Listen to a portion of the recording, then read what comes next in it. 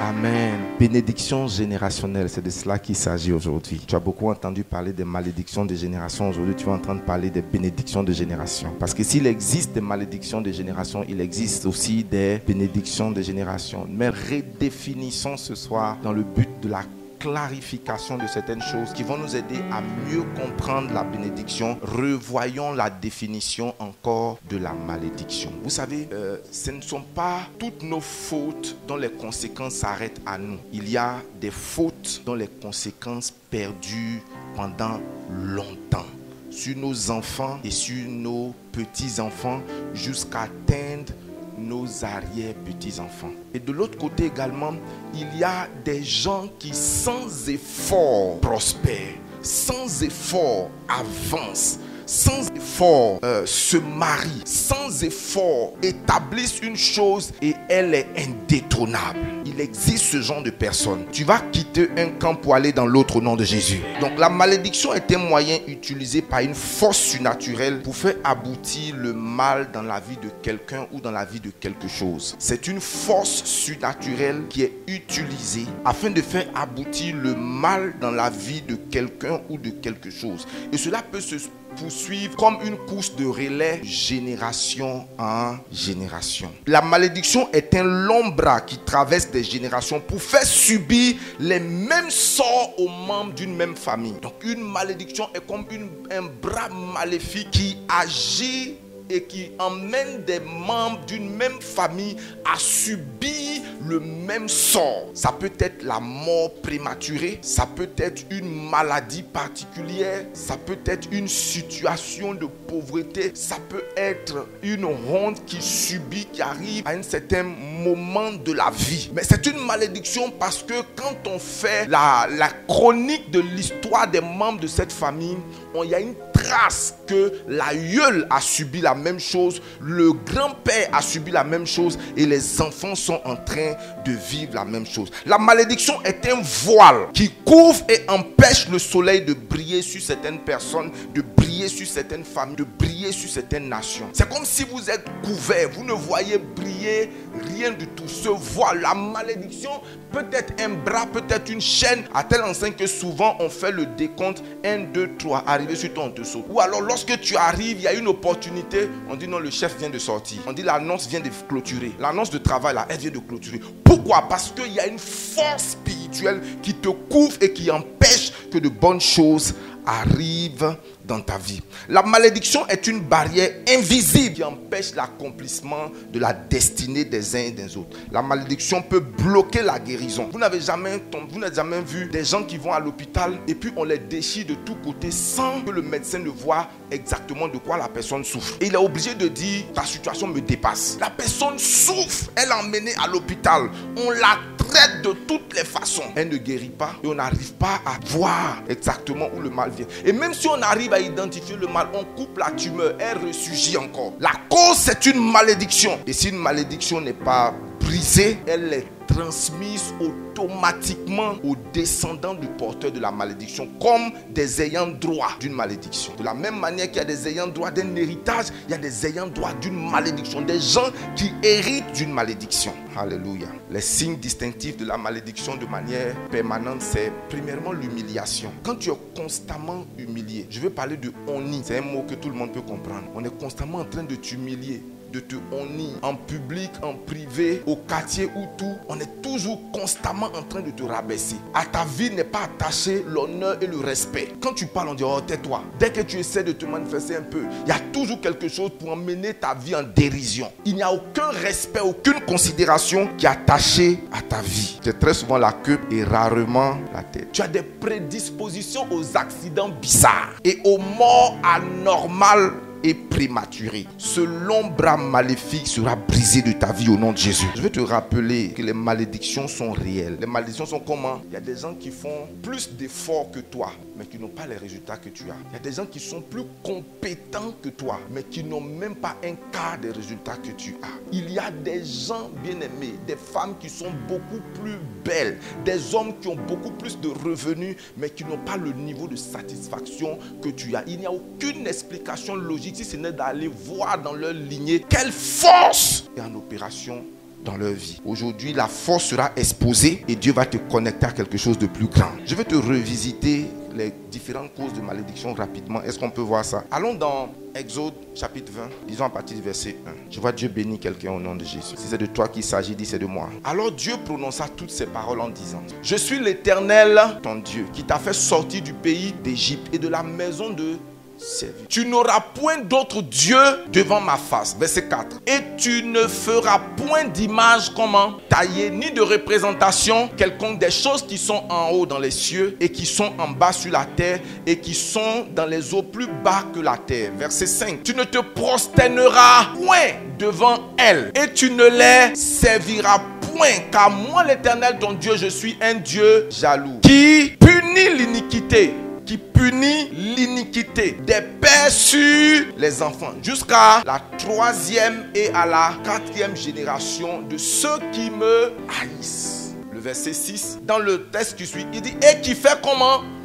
Miséricorde jusqu'à 1000 générations à ceux qui m'aiment et qui gardent mes commandements. Dieu dit que ceux qui le haïssent et ceux qui sont des idolâtres s'exposent à des malédictions générationnelles qui vont jusqu'à 4 générations. Si je te pose la question ici, qu'est-ce que ton grand-père faisait? Ok, enlevons ton grand-père, ton arrière-grand-père. Une chose est sûre, c'est que chacun d'entre nous ici, là, il y a une malédiction d'une manière ou d'une autre qui est en cours dans sa vie. Parce que cette disposition d'idolâtrie nous expose systématiquement à la malédiction. Amen. Tu ne te feras point d'image taillée, ni de représentation comment quelconque. Tu ne te prosterneras point devant elle. Tu n'auras point d'autre Dieu devant ma face. Dans ma famille maternelle, comme dans ma famille paternelle, on adorait d'autres dieux.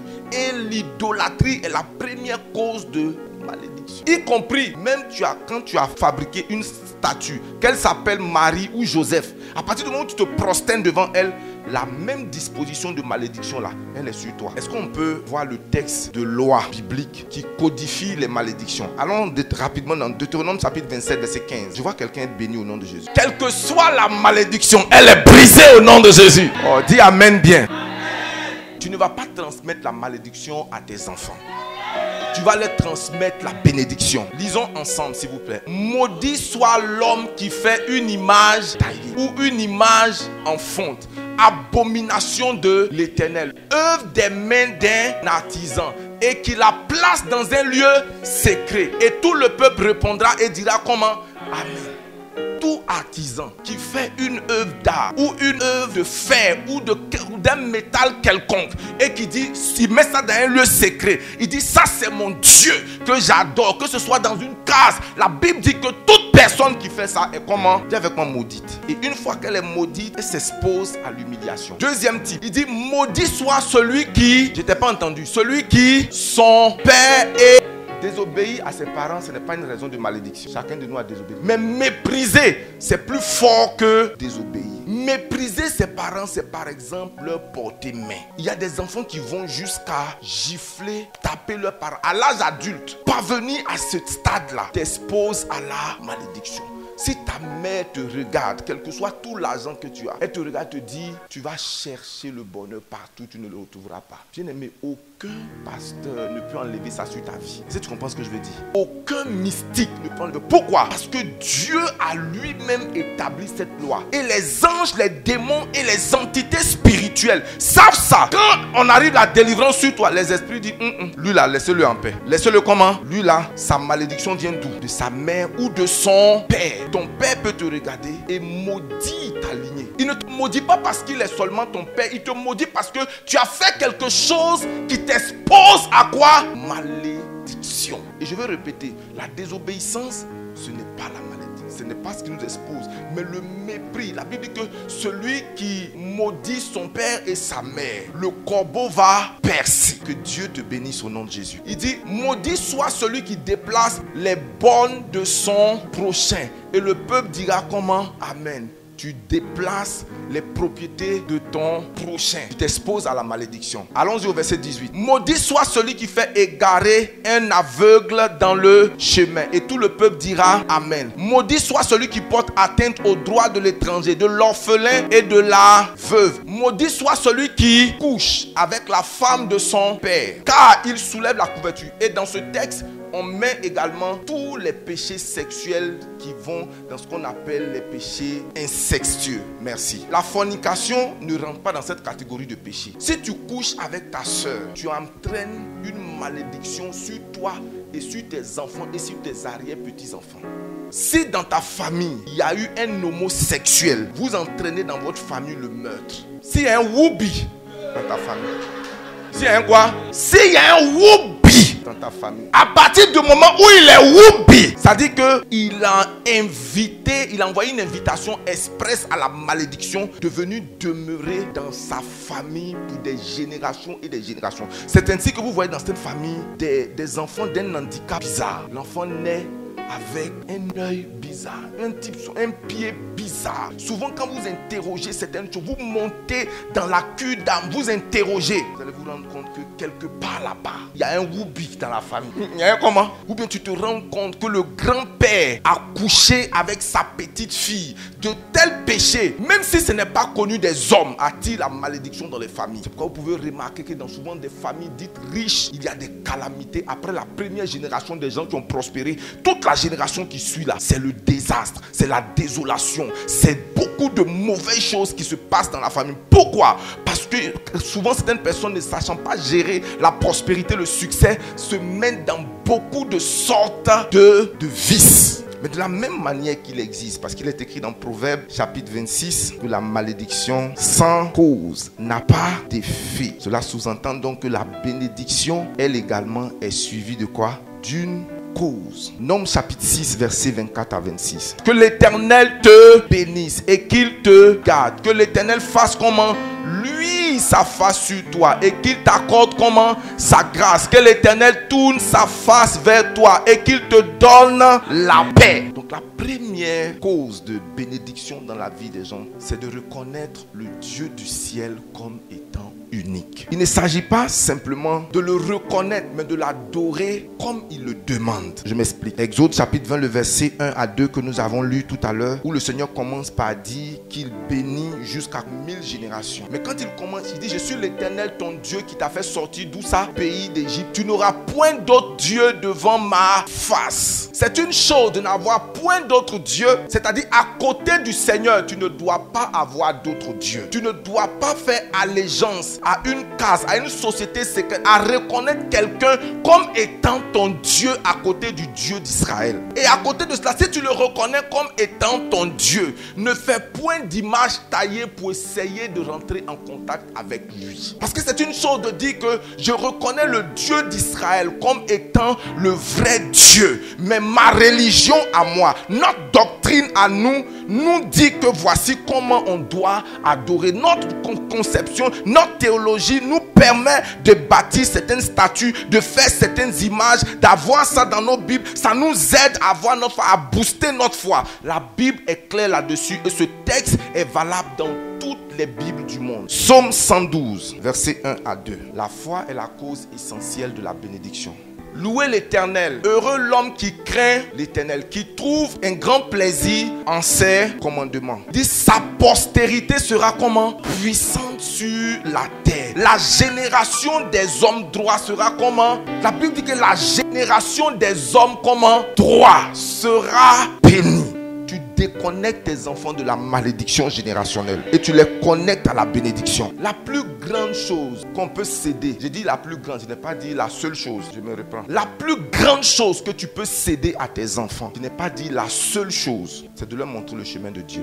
C'est de leur faire connaître comment la voie de Dieu et de leur d'emmener tes enfants à servir ce Dieu-là. Si à côté de cela, tu leur laisses des maisons, tu leur laisses des biens, tu as bien fait. Mais si tu laisses des maisons, des biens à tes enfants sans la voix de Dieu, tu n'as pas beaucoup fait pour eux. C'est pourquoi tu as le devoir d'enseigner à tes enfants, d'enseigner à ta génération, d'enseigner d'abord à toi-même, de te débarrasser de tout ce qui est idole autour de toi, d'adorer le Père en esprit et en vérité. Je le répète parce que malheureusement, il y a des gens qui sont dans cette assemblée que je retrouve souvent tantôt en train d'adorer Dieu en esprit et en vérité, tantôt en train d'adorer avec des systèmes d'idoles. Ils sont dans des camps de prière, dans des sociétés où il y a des statues et ils sont là avec les statues. Ils prennent aussi des eaux, on veut sur eux et tu sais pas où ils sont. Ils sont avec Dieu ou ils sont pas avec Dieu. Tu comprends pas. C'est une bonne chose que d'être dans le Seigneur, mais c'est entièrement une bonne chose que de l'adorer comme le Seigneur le demande. Bien aimé, c'est bon de participer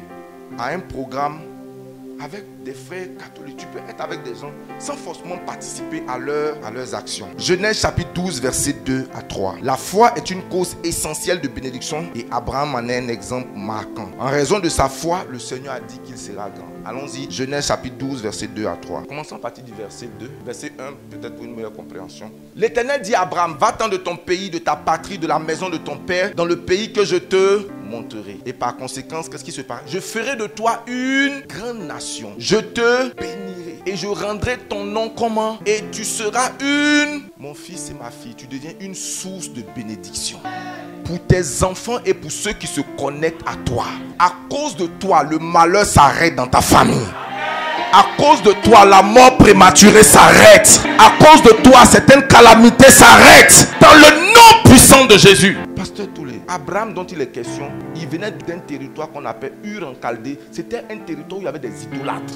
Ils adoraient des statues. Donc quand Abraham quittait là, il quittait avec des idoles. Et Dieu lui a dit, laisse les idoles, laisse-la, mais marche avec moi sans idoles. Moi je vais me révéler à toi. Et si tu me suis, la conséquence, c'est que je te bénirai, je rendrai ton nom comme un grand et je ferai de toi une source de bénédiction. Et qu'est-ce que je ferai? Je maudirai ceux qui te maudiront et je bénirai ceux qui te béniront. Tu vois la bénédiction d'Abraham s'abattre sur quelqu'un dans le nom souverain de Jésus. La deuxième source ou la deuxième cause de bénédiction, c'est l'obéissance à la parole de Dieu. Donc le pouvoir de la bénédiction réside dans la capacité à apporter la faveur, la prospérité, la protection, l'autorité spirituelle. C'est un acte divin puissant qui peut changer le cours de la vie d'une personne, de la vie d'une famille et de la vie d'un pays entier. L'accès à la bénédiction n'est pas gratuit. Dieu nous aime gratuitement, mais ne nous bénit pas gratuitement. La bénédiction répond à certaines actions spécifiques. Lorsque les anciens sont venus voir Jésus, ils ont dit à Jésus, ce monsieur-là, il n'est pas de notre peuple, mais il mérite que tu lui accordes cela. Donc il y a des bénédictions, sinon les bénédictions sont conditionnées, les bénédictions sont méritées. C'est la première raison que je vous ai donnée tout à l'heure. La deuxième, c'est l'obéissance. Tu ne peux pas désobéir au commandement de Dieu et être qualifié pour recevoir sa bénédiction. À partir du moment où tu désobéis consciemment et volontairement à la parole de Dieu, tu te disqualifies pour recevoir sa bénédiction. Deutéronome 28, verset 1 à 2. Si tu obéis à la voix de l'Éternel ton Dieu, en observant et en mettant en pratique tous ces commandements que je te prescris aujourd'hui, l'Éternel ton Dieu te donnera la supériorité sur toutes les nations de la terre. Dans ta famille, il te donne la supériorité. À ton lieu de travail, mon Dieu te donne la supériorité. Et pourquoi est-ce qu'il le fera? En voyant du moins ton obéissance. Troisièmement, le respect des parents. Quel que soit ton âge, tu demeures un enfant pour tes parents. Et tu leur dois respect et honneur. Éphésiens chapitre 6, verset 2 à 3. Honore ton père et ta mère. C'est le premier commandement avec une promesse. Afin que tu sois comment? Heureux. Et que tu vives pas au ciel. Où ça? Que les bénédictions de ta maman te trouvent au nom de Jésus. Que tu puisses réjouir le cœur de tes parents au point où il peut lever la main vers le ciel pour dire, mon enfant, que Dieu te bénisse. Ma fille, que l'Éternel te prospère. Que quiconque en veut à ta vie soit maudit au nom de Jésus. C'est mon sein qui t'a allaité et tu ne peux pas être empoisonné. La force surnaturelle vient sur toi pour te protéger au nom de Jésus. Et cela, tu ne l'as pas parce que tu es né d'elle. Tu as ces bénédictions parce que tu l'honores et tu la respectes. Parce qu'on peut avoir les mêmes parents et ne pas avoir les mêmes bénédictions. Chaque enfant a une relation particulière avec son père ou avec sa mère. Tu peux ne pas être d'accord avec tes parents et continuer de les honorer. Tu peux ne pas être d'accord avec ta mère et continuer de comment? De l'honorer, de prendre soin d'elle. Et comme c'est un message du dimanche, il y a des détails dans lesquels je ne rentrerai pas. Mais je t'en supplie pour l'amour de Dieu. Ne laisse pas tes parents partir sans prononcer une parole de bénédiction sur toi. Moi, ma grand-mère, le jour où elle partait, j'étais la dernière personne à qui elle a parlé avant de mourir. Et je lui ai annoncé l'évangile. Et une chose que je faisais répéter à cette maman, c'est la liste de tous ces petits-enfants que je connaissais à l'époque. Et je lui disais, Mémé, répète après moi, je vous bénis. J'ai béni les enfants de Déyé, j'ai béni les enfants de Déyé. J'ai béni les enfants de Christophe, j'ai béni les enfants de Christophe. J'ai béni les enfants de Simon. J'ai dit, mais quand elles sont souples, je dis non, faut pas mourir. Lève-toi, commence à bénir. Commence à faire comment? Que partout on vous a attaché, je vous détache. Oui, partout on vous a attaché, je vous... Quand mon cœur était satisfait, je dis, Seigneur, elle peut partir maintenant. Elle peut faire comment? Repars au village et commence à faire les mêmes choses pour toi au nom de Jésus. La dîme est source de bénédiction. Là, la dîme, Malachie, chapitre 3, verset 10, tu connais le texte. Donc on ne parlera pas longtemps sur ça. Cinquièmement, la générosité et la bienfaisance. Bien aimé, les choses dont je parle des choses qui provoquent sur ta vie, non pas des bénédictions temporaires, mais des bénédictions comment? Générationnelles. Proverbe chapitre 11, verset 25. L'âme bienfaisante sera rassasiée et celui qui arrose sera lui-même arrosé. Je vois Dieu te bénir au nom de Jésus.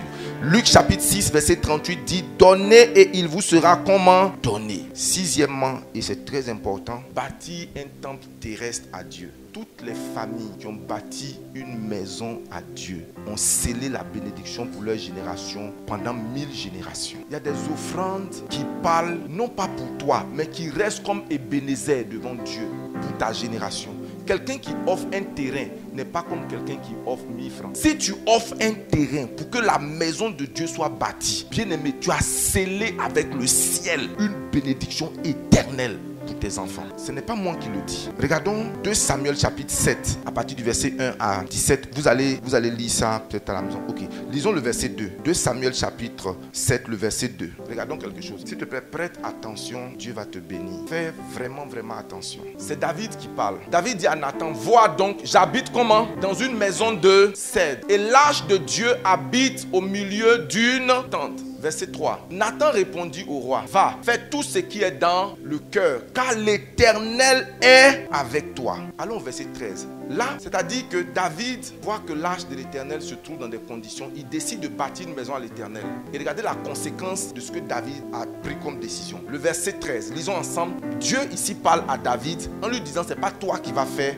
mais c'est plutôt ton fils. Maintenant lisons. Ce sera lui qui bâtira une maison en mon et j'affermirai comment? Le trône de son royaume. Il dit, je serai pour lui un père et il sera pour moi un fils. S'il fait le mal, je le châtirai avec la verge des hommes et avec les coups des enfants des hommes. Mais ma grâce ne se retirera point de lui, comme je l'ai retiré à Saül et que je l'ai rejeté devant toi. Ta maison et ton règne seront, ta maison et ton règne seront pour toujours assurés. Ton trône sera pour toujours.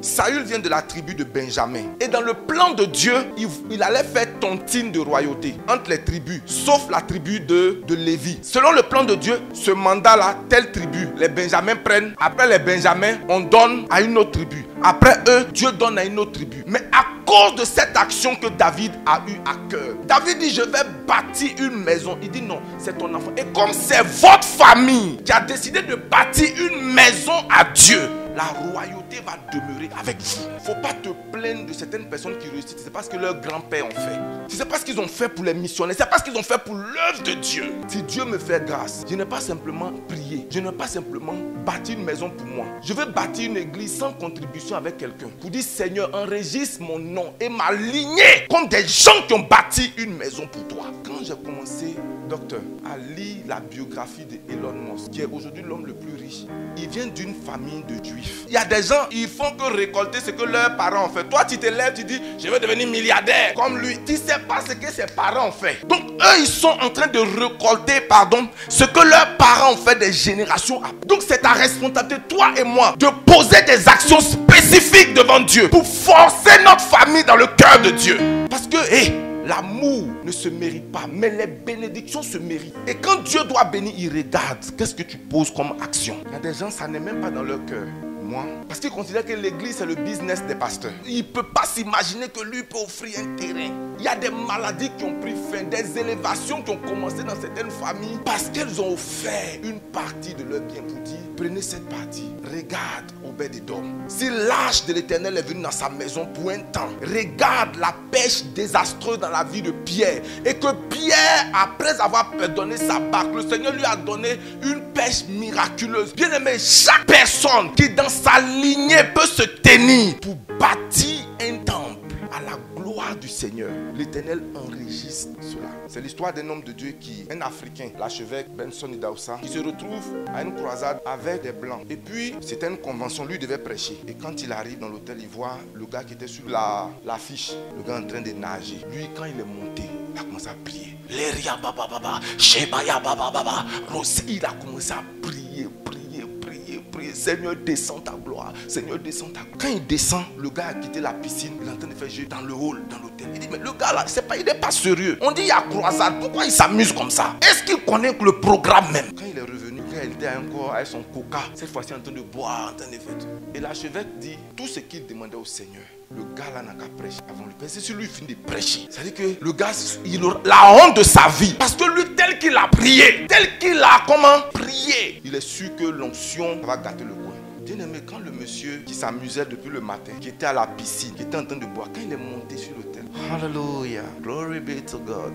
Tenez-vous debout, nous allons adorer le Seigneur. Il dit, quand le gars a commencé à la présence de Dieu a rempli les gens. Les malades ont commencé à guérir, les paralytiques ont commencé à... Et puis il dit, il était là étonné. Il dit, Dieu, c'est quelle injustice. Et quand il s'est renseigné, on lui dit que le gars là, son grand-père, le père de son père, c'est lui qui a créé l'église de temps. Et son père et sa mère, ça veut dire que lui, il a allaité les saints de la justice. Et il a dit à l'archevêque, toi, ta maman t'a allaité avec les basses, les fétiches. Donc, vous n'êtes pas même chose. Vous n'êtes pas comment? Vous n'êtes pas même chose. Lui là, sa famille. C'est-à-dire que...